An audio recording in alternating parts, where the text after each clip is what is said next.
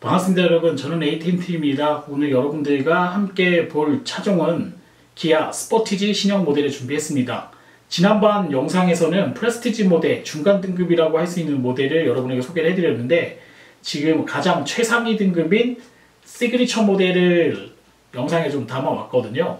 가격은 3,253만원이 기본 모델인데 옵션이 조금 붙어 있어가지고 전시되어 있는 차량 같은 경우에는 3,600만원 정도의 가격표를 보여주고 있더라고요. 좀 씁쓸하긴 합니다. 왜냐면 독일차 같은 경우에는 가격을 국내 시장에서 좀 인하를 하고 있고요. 그 다음에 국산차 같은 경우에는 물론 이제 옛날 차보다는 옵션이 많이 증가하고 이전 모델보다는 상위 모델에 붙였던 옵션들을 많이 장착을 하고 있긴 하지만, 가격이 국내에서 제작되고 있는 차량임에도 불구하고 가격이 수입차하고 거의 비슷하다는 거에서 약간 국내 이런 내수용 차량, 기아라던가 현대자동차, 독과점의 폐해가 약간 드러나고 있는 게 아닌가, 그런 생각을 좀 하게 되네요. 차량은 세 가지 정도의 특징을 좀 가지고 있습니다. 요즘 여성 오너들이 이런 소형, 좀 중형, 준중형의 이런 SUV 모델을 많이 선택을 하다 보니까 그 고객층에 맞는 니즈에 맞게끔 여러 가지 옵션을 좀 많이 장착을 하고 있거든요. 그래서 여기저기에 좀 아기자기한 그런 옵션들도 많이 장착이 되어 있고요. 그 다음에 후방 카메라라던가 이런 부분이 진짜 3천만원짜리 차에서는 볼 수 없는 더 상위 등급 또는 수입차에서는 한 6천만원 정도의 가격대에 포진되어 있는 차들에서 구현하고 있는 360 카메라라던가 이런 옵션들이 기본으로 장착이 되어 있고, 후방 카메라도 그래픽 형식으로 좀 되어 있기 때문에 사실 수입차하고서 이렇게 비교한다 그래도 크게 떨어지는 부분은 많이 없는 것 같아요. 그 다음에 디스플레이 부분도 12.3인치, 클러스터 부분도 12.3인치인데 이 부분이 이전 차량들은 조금 나눠져 있는 부분이 있어서 약간 엉성하다 이런 느낌을 좀 받았거든요. 근데 지금 스포티지 같은 경우에는 커브드 디스플레이에다가 12.3인치 두 개가 연결되어 있는 그런 느낌이 나고요. 그 다음에 제가 조금 깜짝 놀랐던 거는, 우리나라가 물론 IT 강국이라고 얘기는 하지만 사실 소프트웨어라던가 이런 부분에서는 약간 약점을 보이고 있는 건 사실이거든요. 자동차 부분은 좀 예외가 아닌가 생각이 됩니다. 제가 영상에서 이렇게 디스플레이 부분을 왔다 갔다 하는 거를 여러 번 해봤는데 반응 속도가 상당히 빨라가지고 웬만한 그냥 태블릿 PC보다도 반응 속도가 빠른 그런 느낌을 좀 많이 받았거든요. 이 차를 제가 직접 시승해보지 못했기 때문에 하체의 느낌이라던가 내구성이라던가 또는 1.6 터보 엔진의 그런 질감이라던가 이런 거를 자세하게 좀 설명드리기 좀 어려울 것 같긴 하지만, 아무래도 이런 아기자기한 옵션, 도심에서 이용하는 차량으로서는 상당히 좀 매력이 있는 차량이 아닌가 생각됩니다. 자, 영상을 보면서 차근차근 조금 여러분도 같이 한번 리뷰를 하도록 하겠습니다. 지금 전시되어 있는 모델은 시그니처 모델을 여러분들이 보고 계십니다. 시그니처 모델 같은 경우에는 3,253만원의 가격이 책정이 되어 있거든요. 디자인은 노블레스나 아니면 기본 모델보다는 확실히 조금 더 수입차의 느낌이 좀 많이 살아있지 않나 이렇게 좀 생각이 되고요. 가장 좋은 부분이라고 할 수 있는 부분은 아마 트렁크 공간이 아닐까 생각이 됩니다. 트렁크가 이 차보다 훨씬 더 큰 소렌토보다도 더 넓은 공간을 확보를 하고 있고요. 지금 보시는 것처럼 좌우 레버를 당기게 되면은 자동으로 이렇게 폴딩 되는 기능이 들어가 있거든요. 근데 일반 차들은 각도가 좀 휘어졌을 때 지금 왼쪽에 있는 것처럼 약간 평평하게 되지 않는 부분이 좀 있거든요. 근데 이 차는 지금 방석 부분이 약 5mm 정도 슬라이딩이 되면서 시트가 접어지기 때문에 완전히 플랫하게 그렇게 접을 수 있는 기능이 탑재가 되어 있습니다. 이 부분이 왜 중요하냐면, 최근에 이제 여성분들이 이런 차박이라던가 이런 액티비티라던가 이런 부분을 좀 많이 선호하기 때문에 그 부분에 맞춰서 좀 설계를 하지 않았나 생각이 되고요. 그 다음에 하단의 맥포켓 부분에도 이렇게 지퍼를 장착이 돼 있어요. 그래서 따로 수납할 수 있는 공간을 조금 여유 있게 해놨기 때문에, 패널을 보게 되면 플라스틱 부분도 일부 들어가 있고요. 그 다음에 우드도 들어가 있고 가죽 부분도 일부 인조 가죽이긴 하지만 감싸기로 좀 되어 있습니다. 그냥 뭐 고급진 소재는 아니에요. 플라스틱 자체가 그렇게 고급지진 않은데, 그래도 이 차는 시트 옵션이 좀 장착되어 있어서 그런지는 모르겠지만 엠보 부분으로 좀 되어 있고 투톤으로 되어 있는 대시보드라던가 이런 부분이 일반 진짜 이전 세대에서는 볼 수 없었던, 정말 이전 세대의 스포티지는 검정색 위주로 좀 되어 있었다고 생각하거든요. 근데 그런 부분이 조금 시대에 맞춰서 좀 변화한 건지 아니면 가격을 좀 인상했기 때문에 옵션을 장착하게 된 건지는 자세하게는 모르겠지만 아무튼 저희가 이전까지 타왔던 스포티지하고는 조금 다른 느낌을 받게 되는 건 사실인 것 같습니다. 이 부분은 뭐 다 동일합니다. 12.3인치 클러스터, 12.3인치 내비게이션이 장착이 되어 있는데 드라이브 모드에 따라서 이 그래픽 변화도 좀 주고 있기 때문에 이 부분도 뭐 일반 차하고는 크게 차이는 없습니다.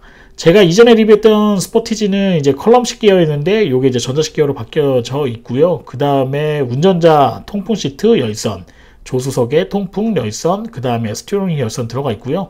HDC 기능 들어가 있고 오토홀드 기능 들어가 있고요.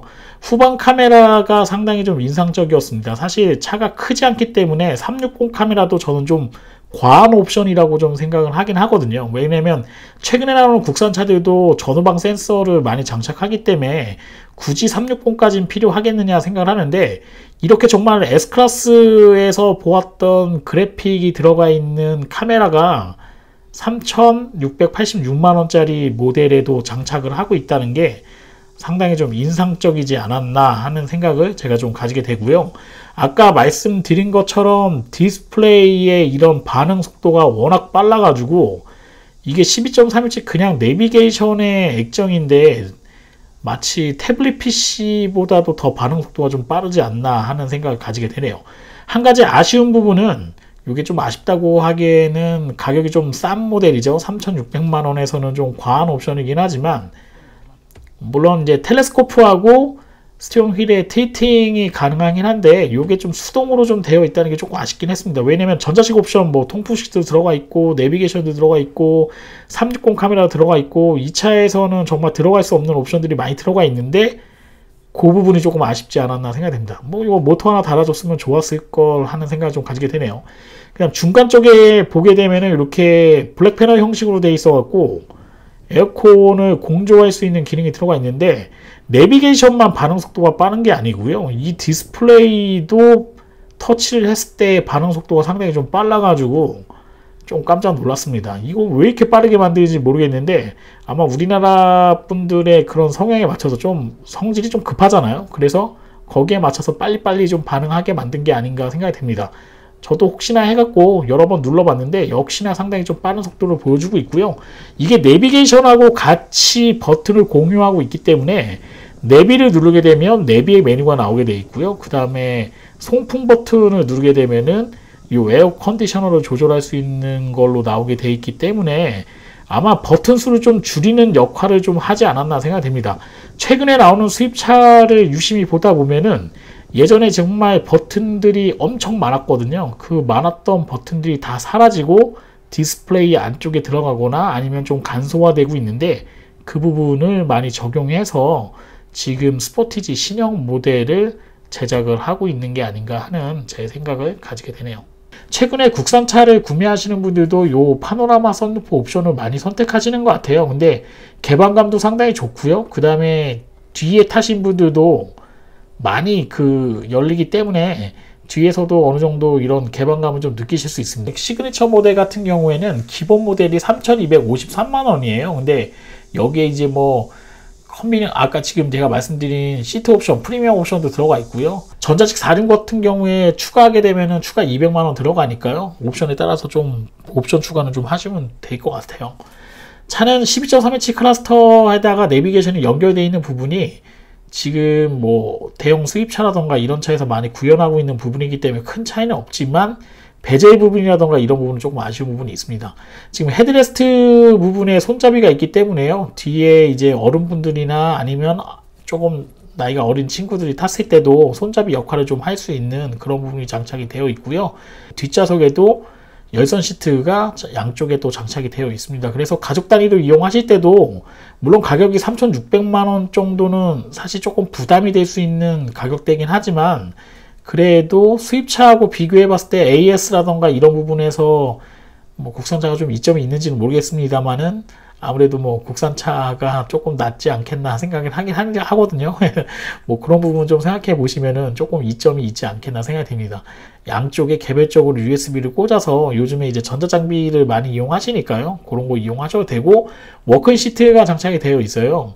차가 사실은 뭐 제가 말씀드리는 옵션들은 이 정도 사이즈에는 꼭 필요한 옵션은 아니거든요. 근데 좀 과하다 싶을 정도로 옵션이 좀 많이 장착이 되어 있기 때문에 아마 수입차하고 비교하시는 분들은 그래도 옵션이 조금 많이 장착되어 있는 거 아닌가 생각하실 것 같습니다. 크레 오디오가 60만원 추가하시면은 장착이 되는데 오디오 성능은 제가 그렇게 좋다 나쁘다 이렇게 좀 보장드리기는 어려운 것 같아요. 이전 차를 좀 많이 보니까 생각보다는 그렇게 오디오가 성능이 좋은 것 같지 않습니다. 디자인은 전방 디자인도 상당히 좋은데 후방 디자인도 마치 메르세데스 벤츠 GLE하고 비슷한 그런 느낌의 날카로운 램프로 좀 되어 있거든요. 그리고 기아 로고도 신형으로 변경되어 있는 로고가 장착이 되어 있다 보니까 나름 괜찮다 이런 느낌이 좀 있습니다. 근데 후방 카메라가 조금 하단 쪽에 장착되어 있는 게 약간 에러 아닌가 생각이 되지만 그래도 360 카메라에 그래픽이 들어가 있으니까요. 그 부분은 어느 정도 좀 커버가 되지 않겠나 이렇게 좀 생각이 되네요. 최근에 폭스바겐이 아주 공격적으로 국내에 다시 한번 접근을 하고 있는 것 같습니다. 가격을 인하하면서 옵션을 더 붙이고 있고 국산차도 옵션을 붙이고 있는데 가격을 또 인상하고 있고 두 차종이 좀 만나고 있는 접점이 좀 일어나고 있는 상황이 아닌가 생각이 되거든요. 아마 어떤 부분에 포커스를 맞추느냐에 따라서 이 차가 좋을 수도 있고 저 차가 좋을 수도 있다고 생각을 합니다. 근데 저는 이 모델은 이전 모델보다는 확실히 좀 좋은 모델로 나왔다 이렇게 좀 말씀드리고 싶습니다. 오늘 스포티지 영상은 여기까지 하도록 하겠습니다. 저는 에이텐트였고요. 좋아요와 구독 신청은 제가 좋은 영상을 찍는 데 큰 도움이 됩니다. 여러분 고맙습니다.